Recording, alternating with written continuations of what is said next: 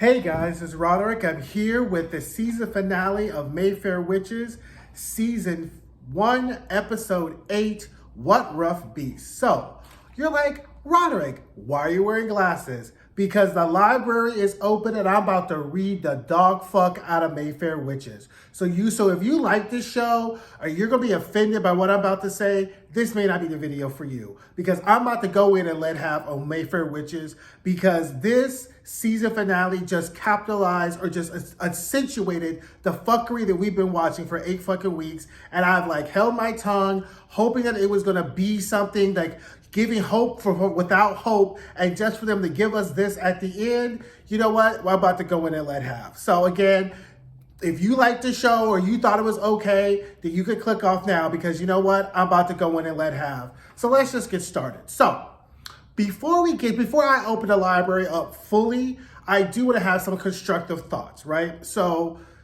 the fact is, as we know, the writers, showrunners can't tell a story to save their life, right? So the better thing is I'm going to construct for you how the season should have really been constructed, right? As a lesson to any screenwriters or filmmakers who are out there or learning how to tell a story from adapted source material, right? So our first 4 episodes as a season, as we got them, were useless, right? They absolutely were useless. So those first 4 episodes should have been used to go back and tell us the backstory of Suzanne and all the other Mayfair designees. Because the title of the show is Mayfair Witches, not Rowan, right? We didn't have to see Rowan the first 4 episodes. It could have been Suzanne and all the other Mayfair witches through the first 4, through all the way up until her mother or whatever like that, and their relationship with Lasher and how being bound to them, and then they could have alluded to this prophecy that we just kind of got Jack in a Box whack-a-mole out in this episode. All of these threads and all of these foundations could have been laid in the first 4 episodes dealing with the other Mayfair witches, right? And then when we get to the 1920s or on the 1940s with the designee in the Mayfair house in New Orleans, we could have had them show up or have somebody show up and be like, hey, there's some vampires going on over in the quarter. Can you come and get rid of them? And then the Mayfair designee from that time shows up to the quarter, looks up at the house, Lestat and Louis looks outside. They have a telepathic conversation being like, look, I know you vampires, but I'm not really gonna fuck with you because you ain't really fuck with us, but don't come near me or my family or you're gonna have some problems. Oh, guess what? We've now connected Mayfair Witches to Interview with a Vampire with a quick 2 to 3 minute scene. And we go on to the end of the 4th episode. At the end of the 5th episode, we introduce Rowan, whose mother has just died. She's in New Orleans because she recognized that, oh, this really is my mother. She was adopted and my real mother was here. She comes and looks for Deidre. Deidre's now dead. On our 6th episode, we get the funeral. We introduce all the other Mayfair witches, learn about them, learn about their powers. They tell Rowan she's a designee. She starts seeing Lasher. 7th episode, Lasher shows up. Rowan doesn't know what to do with Lasher. She's not really sure she really wants to be a witch. And then our 8th episode, Rowan decides what she wants to do, whether she wants to stay bound or she wants to get rid of Lasher. And we don't have to deal with none of this MAGA, incel shit. And then our ultimate episode is really Rowan's decision whether or not she's going to step in and be the designee, whether she's going to be the designee without Rowan, or whether she's going to kind of straddle the middle. And all the different characters are coming into focus, trying to fulfill the prophecy. And the cliffhanger is, Rowan deciding that she's going to have sex with Lasher or fulfill a prophecy and whatever, right? Oh, look, I just gave you an 8-episode arc of how Mayfair Witches should have gone for the assignment that which it was, which is once again to introduce Rowan, the Mayfair Witches, his connection to Interview with the Vampire, and oh, look, give us an interesting antagonist or protagonist. Look how the fuck I just did that in 2 minutes, as opposed to wasting 8 episodes on this fucking drivel that we've gotten for the last 8 weeks, right? So that's my constructive part. So let's go in and let have. So I'm going to go through the episode. I'm going to condense and move some things around for cogent storytelling, right? And we're going to get through this and whatever. And then we're just going to this horrible taste of Mayfair Witches out our mouth until next fucking year and just hope and pray that ends up coming a little bit better, right? So our teaser is Rowan is running through the woods with a bloody shoulder, I guess a healing hand, chasing the incel through the woods. Why? Why is she doing that? Tessa, her cousin, who she cared about so much to storm a warehouse, has been shot, is dead, but yet you're going to chase the incel through the woods? Why do you care that much, right? Like, they did not do anything to establish why Rowan cared enough about Tessa to show up, but they definitely didn't show up why she cares enough to go chasing the incel through the woods, and you're not even from Louisiana when you could have gotten killed by an alligator and whatever, right? So then finally, Lasher shows up because she's on the ground, nursing her wound. And she's like, go after him, find him. Lasher goes, finds the incel. They do the wide-eye thing that Deidre did where they can kind of see where Lasher is. She's like, do it. And then then Lasher burns the incel in the woods. Okay. Right? Okay, fine, right? So Rowan is stepping into her role in her relationship with Lasher. Fine. Meanwhile, JoJo, who I've now decided is our second runner-up MVP, because because the little bits they've given of JoJo, the actress has done such a phenomenal job. Like, I want to see more about JoJo. I want to see more about Dolly Jean. I want to know more about the bald-headed, butchy-looking lesbian Mayfair. I want to know more about Tessa's mama. I want to know about Tessa's little sister, because those are the Mayfair witches that you can establish, and then you can end up having another spinoff and creating a universe. But no, you've put all your chips on this Rowan, and this roulette wheel is losing at every turn, right? So JoJo's with Cortland, and she's like, oh my God, Tessa's dead. They found her. Rowan found her, whatever. And Cortland's like, well, where's Rowan? Well, I don't know. She went chasing after incel. We don't know. He's like, well, we got to find her. Give me my phone. JoJo's like, hold up. What's going on here? Like, why are you so obsessed with going on with Rowan? He's like, bitch, mind your business. Give me my phone. She's like, no. I've been looking in the future, giving you tips, helping you against my conscience, and you don't even give me the courtesy to let me know what's going on. He's like, bitch, mind your business, right? Give me my phone. She's like, no. So he gets up, shaky and all, gets his phone, calls the Talamascan guys, like, where are you? And JoJo just is like, what? Meanwhile, Talamasca guy is outside with Sip, who literally is, if Dolly Jean is the MVP, Sip is the LVP, right? Loser, most valuable, whatever, right? Because literally Sip has turned out to be so useless in this show that I'm like, what was the point of having him there, right? Because let's just backtrack, right? So Sip wakes up from his memory days and he goes again running off again, right? To find Rowan or whatever. At the point which he's in the car with the guy, and the guy's like, and the television director is like, you can't get to her. Why did Sip not pick up the phone and call her? Why did Sip not text her when he woke up? Hey, something's going on with Lasher. Where are you? Where can we meet? Blah, blah, blah. She had her phone because she dropped a pin to where Tessa was. At no point did Sip decide to read her in into what's going on, but he's just gallivanting around like he has, direct TV telepathy, and she's going to find out what's going on. It makes no sense, right? I recognize this in the time in which the source material was written, cell phones and text messages wasn't prevalent, and that's one of the reasons why you can't transmit information. But if you're going to import technology for one part of the story, you have to keep it consistent, right? Now, if Sip had run out the office and run out when he woke up, and we get a shot of the cell phone on the table, boom. That's why Rowan doesn't know. But as far as we know, right? The cell phone's in his pocket. Why didn't you talk to Rowan then, right? It just makes no sense. And I was just like, his whole job was to look after her, but now we see that he's just done a really shitty job of that. Anyway, he's outside with the Talamasca director. He's trying to play coy with this man, like, oh, I'm so sorry, sir. I'm so sorry why this happened. And he's going to get ready to shake his hand. I'm like, don't this man know what your powers are? Why is he going to shake your whole ass hand? But luckily, we see this man's like, I don't really care because I'm not new to this. I'm true to this. So he shakes his hand, and Sip finds out that he has this erasure power. And he's like, oh my God, this totally makes sense how you made it up the chain, because you've been working with Cortland Mayfair, and the Mayfairs have put you hard in charge of the Talamasca, and you're the one who wiped out the hotel clean. Okay, let's hit the pause button. Let's assume all of that is true, and that jives with the source material and the way the story.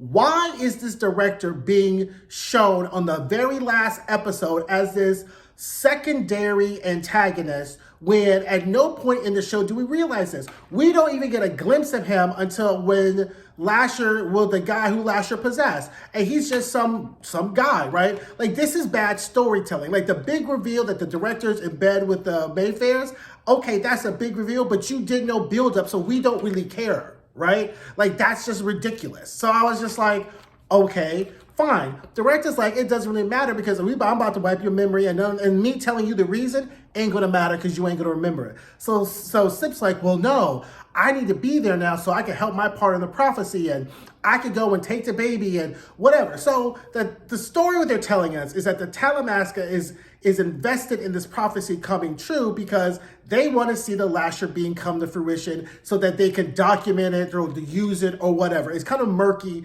as to why the Talamasca is so invested in this prophecy coming true, because if the whole point is just to watch, why aren't you all just watching, right? But clearly the director isn't watching, he's involved, right? So if you're going to be involved, why can't Sip be involved? Why would Sip get in the car with the director and go anyway? Does Sip not have his car? Like, whatever. But again, we're at the last episode. No need to pulling on, ridiculous plot threads or whatever, right? So anyway, Rowan sees Lasher in the woods, and then finally she travels in her mind. And at first I'm thinking the tunnel is her artery vein. I was like, damn girl, what's going on with your veins?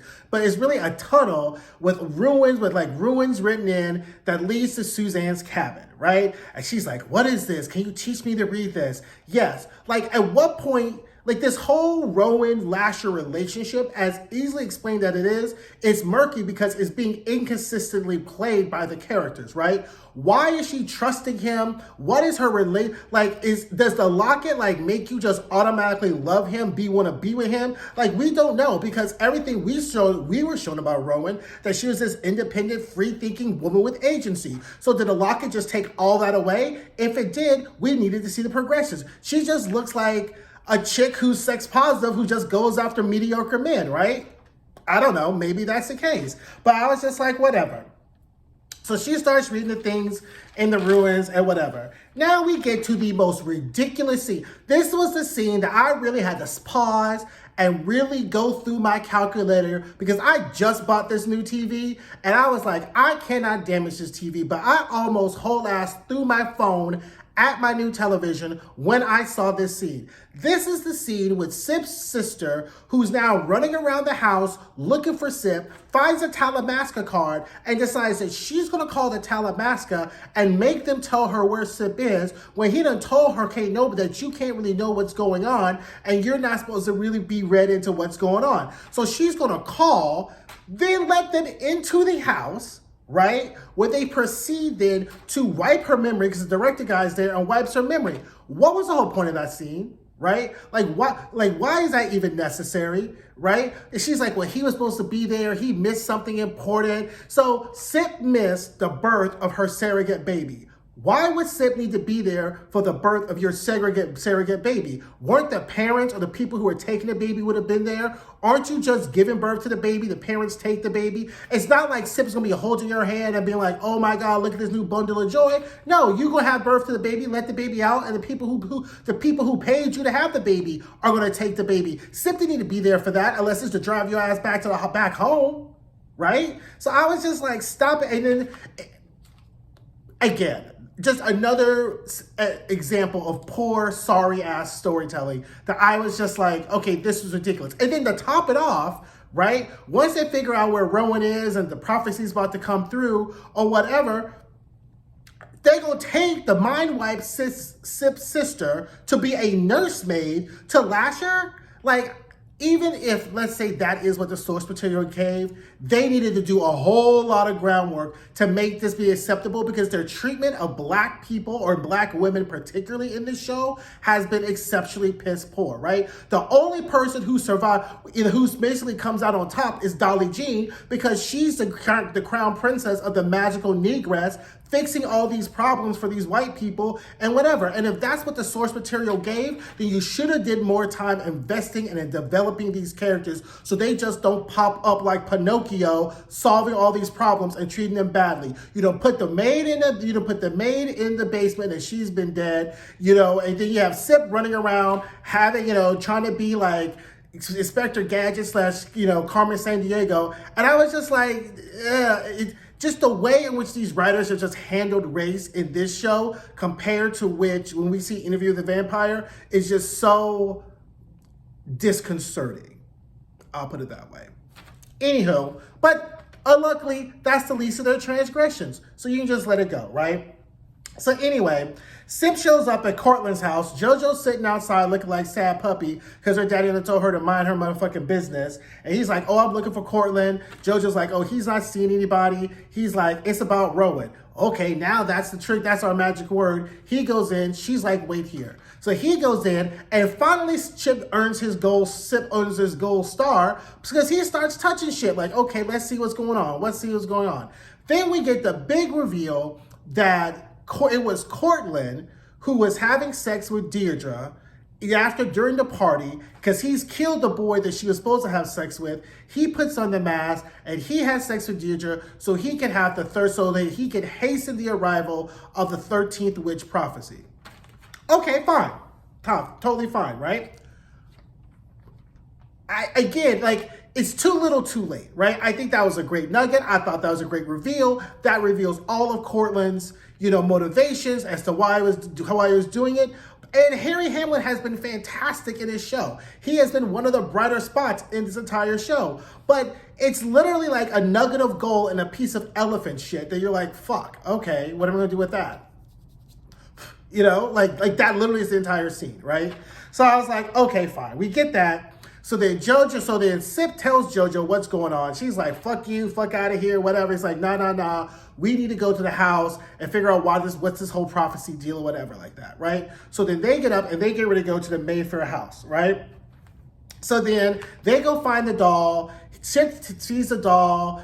We see the flashback of the Mayfair witch summoning the Lasher to figure out what's the whole prophecy with Suzanne. And it's the 13th witch is the doorway, right? Now, again, another great scene, another great piece of exposition, but this is what they should have told us earlier in the season, right? Then we would have cared about what's happening in Rowan. Then we would have been like, oh, this relationship with Lasher is kind of problematic. These are all steps and building blocks and plot points that should have been built earlier in the season in order for us to be invested in Rowan's plight, for us to be invested in the family, in the Mayfair family, and for us to really kind of have some decision on how we're going to feel about this Lasher character, regardless of how bad or poorly he's been acted, right? So this is all, again, too little, too late. So then, and they're at the house, JoJo goes and tells Dolly Jean everything because she's like, girl, you let him go. You tell me what's going on, right? So JoJo tells Dolly Jean what's going on. They're like, oh, damn. Dolly Jean's like, your daddy's always been selfish. I've known him from a child, whatever. So, again, we get these two branches of the Mayfairs or whatever, but we don't know how they're connected. But we're like, okay, maybe next season. And they're like, well, someone else needs to be in charge, right? Back at the cabin. Okay, Rowan is running around like she's in fairy tale land, touching on runes, figuring out what they say, and she's so excited and so giddy. And I'm like, what's going on here? Like, it's unclear as to what Rowan's motivations and her objective is while she's in this scene with Lasher, right? Like, why is she trusting Lasher so much? Is this just, again, the effect that this locket is having on her? Like, isn't landing as authentic because there's no real substance. It's just the actress just running around wide-eyed, giving us like sexy, trashy tease, right? So then after she touches the runes, she decides that she's going to have sex with Lasher. Again, I'm not crashing. Like, I think Interview with the Vampire had a lot of sex in it, a lot of hetero sex, a lot of gay sex. So I'm not going to bash female sexual choices. I question pragmatically, was that the right time to be fucking Lasher at that moment? And if it wasn't, like, was that because she wanted to have sex with him, or is that because the lock was making her have sex with him? Why did you decide to have sex with him? And where did you find the Mary and Joseph robe when you got done having sex with him? And then she wakes up after having sex with him, wimpy and mopey like a sorority girl who just had a one-night stand on Halloween. I was like, girl, like, this is what you get for having sex with demons in fantasy realms, and you don't figure out what the hell's going on. At no point has Rowan moved pragmatically, scientifically, intentionally throughout any of her interactions with Lasher. And they have not given us a reason why this has not happened. Is it supposed to be Lasher is just that great looking and that's why that happens? Or is that Rowan is just a motherfucking fool who just doesn't ask enough questions and just wants to highbrow people whenever she checks into hotels about how much of a doctor she is? Because there ain't nothing rational, theoretical, or highly intelligent that Rowan has moved throughout this entire season, right? It's one thing to have a character that's unlikable. I think that's great.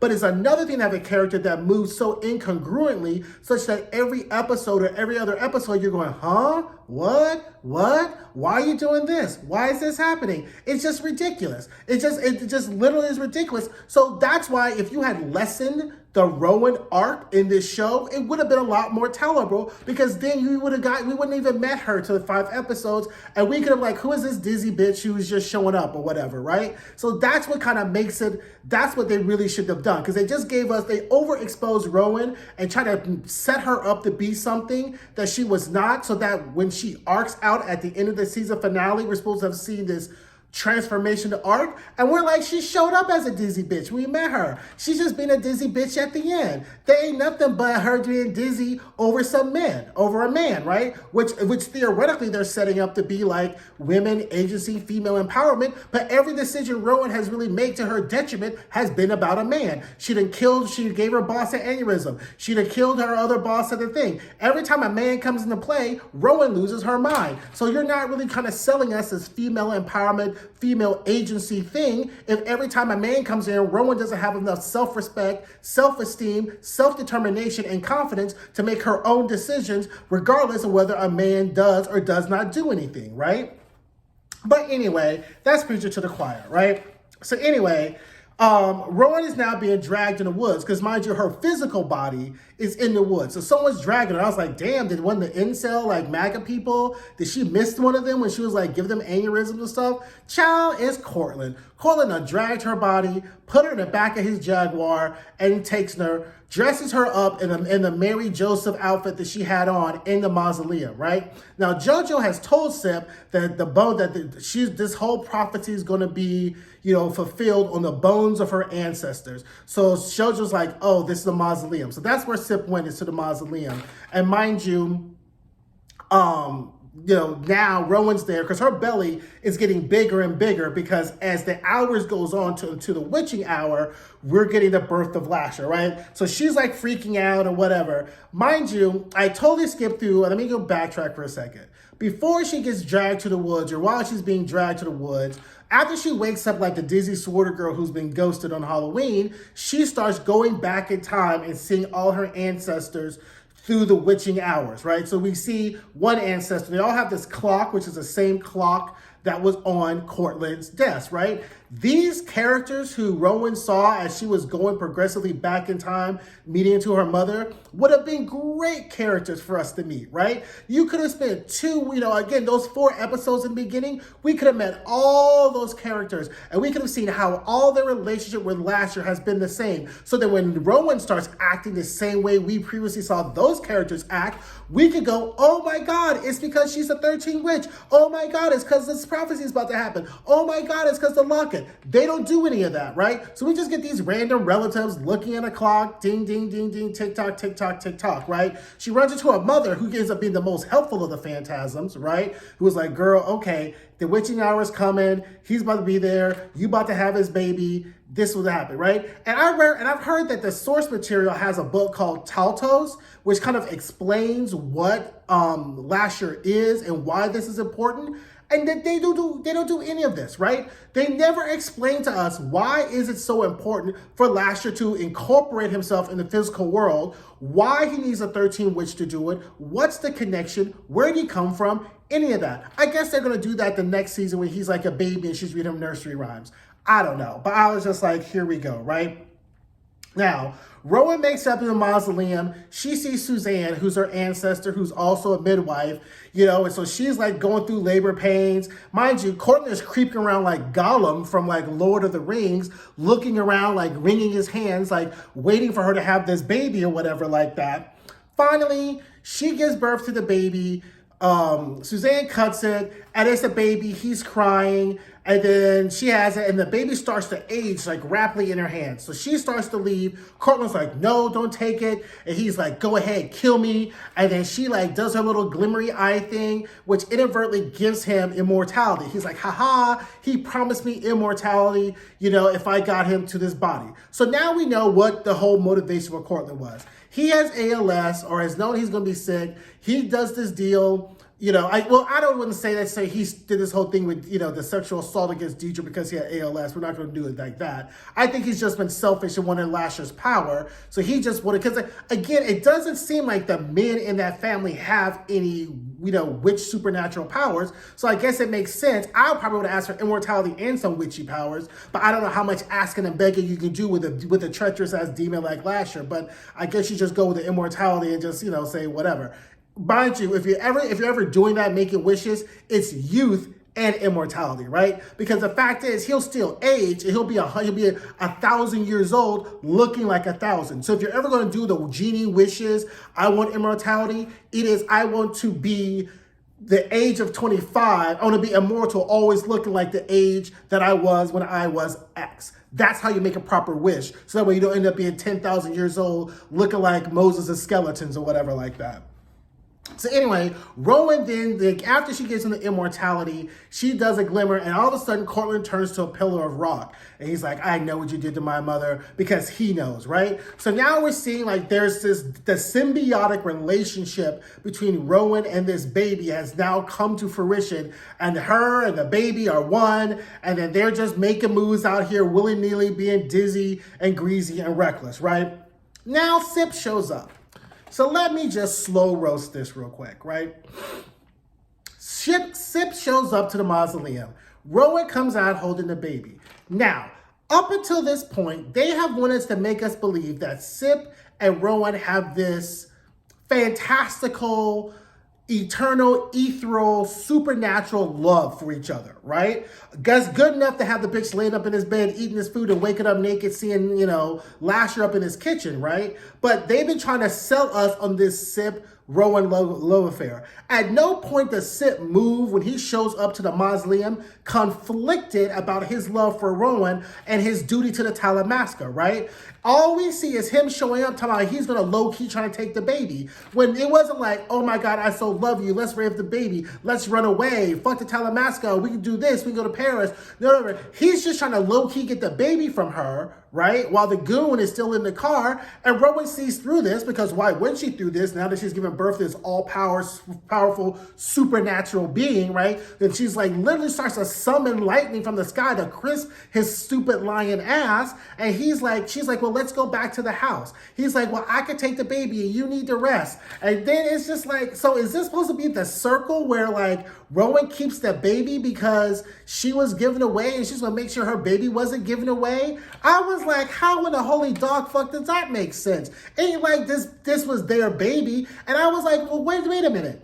Whose baby is it? Do we need to call Maury up in this bitch? Because I thought the baby was Sip's. So why was the baby not looking biracial at all, right? So was the baby Lasher's or was the baby Sip's? Either way, ain't nobody blonde, right? So why did this blonde-haired, blue-eyed baby come out? Or guess maybe that's what demon babies come out looking like, blonde-haired and blue-eyed. No offense, anyone's blonde-haired and blue-eyed, but I'm still needing Pori up in this bitch because I was like, whose baby was it, right? Because Sip's like, this is our baby. She's like, yes, it's our baby. But that baby ain't looking nothing. Helen Keller can be like, this ain't your baby, right? So telling me why, whose baby was it? And if it wasn't, baby, like what's this fertilization process looking like? I know this seems like really weird details, but good storytelling gives you the details necessary for you to move on to the next plot point. There are just too many question marks. I'm looking like the Riddler here with question mark, question mark, question mark, question mark,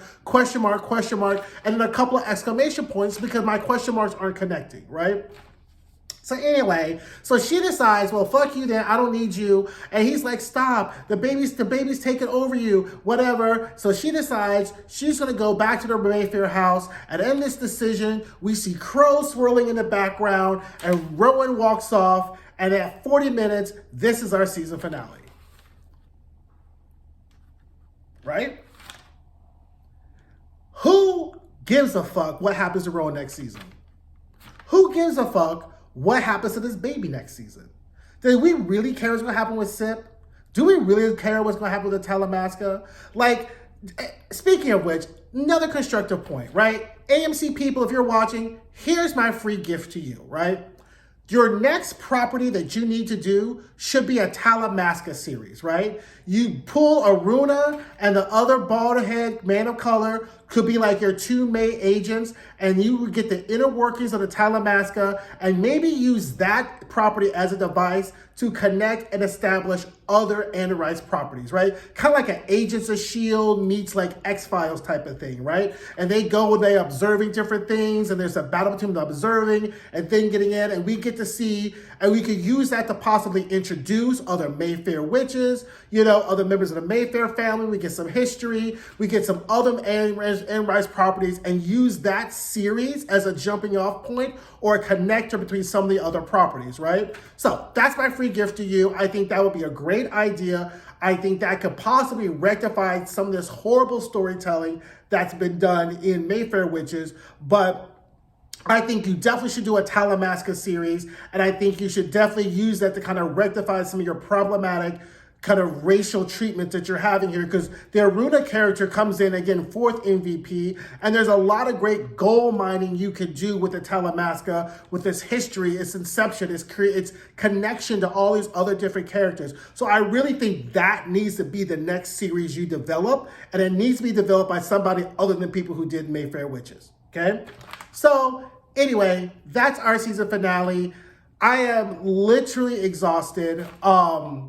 But, you know, basically that's Mayfair Witches. Like, it failed in the assignment. If you go back and watch my let's talk about the Mayfair Witches, they have clearly failed in the assignment, right? Like, yes, they introduced these characters. Yes, we know they're written by Anne Rice, but there's no way that which we know they're occurring within the same universe. Here's the test, right?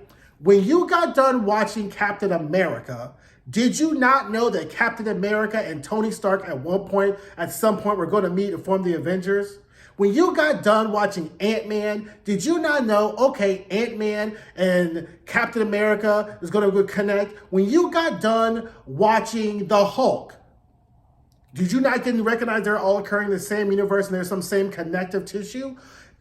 Same thing. Universe building requires connective tissue, and there's no connective tissue at all with this. We just watched Anne Rice, Mayfair Witches. We've seen Interview with the Vampire, and that's not a universe, right? Like, those are just two different shows, right? Think of, again, the CW, The Flash, Arrow, Legends of Tomorrow, right? At some point, we all know they're occurring within the same, Superman and Lois. We all know they're occurring within the same universe because there's something that lets us know by watching those shows. Either it's the reference of some kind of place they've been to, a character reference, something we see, some kind of something that happens that lets us know that's occurring. That's all really we wanted. Right? We just wanted some connective tissue and give us, and again, the bar was so low, right? And I really think that if they had introduced this show first, right? I think they would have been better received, because people still would have been mad by it not going by the source material, but at least it would have been so bad that when Interview with the Vampire came out, everyone would have been like, holy shit, yes, this is it, Immortal Universe. But you end up doing the better story first, and the other show was just so subpar. Again, it makes us really question when you come back again, either with another season of Mayfair Witches, which has been renewed for a second season, or with another property, you're going to have to do a better job at telling the stories. Like, I feel like the writers and the showrunners thought that they were on Game of Thrones level of storytelling, and they were not, right? Like, there are very few shows like Game of Thrones that can really weave together a lot of contrived characters with a lot of backstory that kind of, because you had to watch really the first, I want to say 4 episodes of Game of Thrones before you were really got the universe of what was going on, right? And that the way in which they told the story was like, it was a very convoluted way. There's like 16, 17 characters, all these different houses. You got brother and sisters having sex, one boy's getting pushed out the window, all these things, right? But they were such adept at telling that story and pulling it from the source material that the people who do Mayfair Witches aren't on that level. Right? And that's just true tea, right? That's just what it is. So my suggestion would be the next season, if you're going to stick with Rowan as the main character and you're going to continue this Lasher thing, like, why are we caring, right? Like, you've already made some major decisions, like combining certain characters, having Sip be here. Like, I think you really need to focus on just building out the universe, right? And now we're kind of stuck with this whole Rowan Lasher baby situation, and just go back to the source material and determine what is the main story going to be from that source material. So I guess we're at the part where she has the baby in the source material. Figure out what that trajectory is and just tell that story, right? And tell it really, really, really well. We don't need all these extra incel. I recognize that the incel storyline was nothing more than a device to get Rowan to call on Lasher, right? Because if she hadn't shown up to save Tessa, then she wouldn't have been shot, then she wouldn't be in the woods, and then she wouldn't have been in a desperate situation for her to call on Lasher. I totally understand that. As a writer, I remember writing one time and it was like, how am I going to get this character from point A to point B? But how you get the character there has to make sense. It has to be congruent to what you've already shown the character to be. And if the character is going to do something incongruent to what you've shown us, you have to either, A, make sure you haven't used up your suspending disbelief tokens, right? Or make it make sense while this character is acting out of character of what we've shown them. And they have not done that. So anyway, that is our season of Mayfair Witches. Like, subscribe. I really enjoyed doing this review because it really has helping me as I'm working on my writing projects and doing things and being like, ooh, okay, let's make sure we're not making these kind of things. So I had such high hopes for this show. I'm very disappointed that it's not lived up, but I am going to watch it now because I'm invested in the universe, right? So, because I do that with all the other universes, I'll watch the show just because I'm invested in the universe. So Mayfair Witch is going to get that same treatment. I just hope that now going into next season, if we see these same problems, I won't be spending so much time on it. It'll be they doing that same shit they did first season. And that's going to sum up all the fuckery that they do, and then we can move on to some better things to kiki about as we review the episode or review the show. Because now, if they end up making these same mistakes, that's gonna be my phrase. They doing that same shit they did last season, and that way we could just not feel any kind of way about it. Because you could be a fool, but you can't be the same fool twice. So next season, I won't be the same fool twice. Thanks, guys. Have a great weekend.